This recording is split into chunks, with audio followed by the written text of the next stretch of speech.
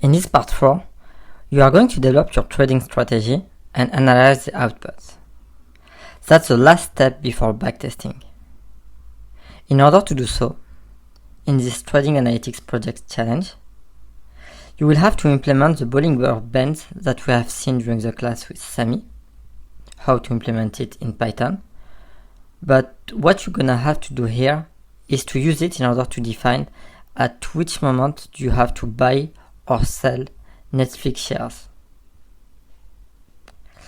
Okay, I wish you good works and let's start with the presentation. The first step that you're gonna have to do is to define your middle band, upper band and lower band. You need two information. The first one is we are going to use 20 days rolling period concerning the middle band. For the upper band, that's gonna be 20 days plus 1.96 standard deviation.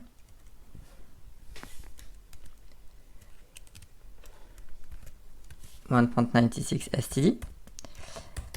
And concerning the lower band, that's gonna be 20 days minus 1.96 STD. You can use 2 as well, but for my case, I used 1.96 STD in order to be even more precise. Okay, once you define your middle, upper and lower band, you will have to check out that your data have been updated by printing Netflix data table. And once everything is good, you will have to draw this map. And on this graph, what you're gonna have to define is what is and what are your trading signals.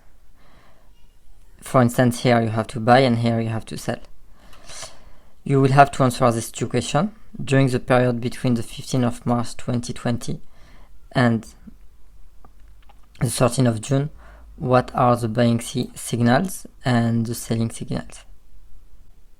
Good work and see you in the solution part.